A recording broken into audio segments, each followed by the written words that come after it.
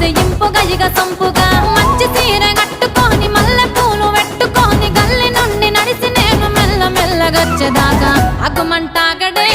ఆగుమంటా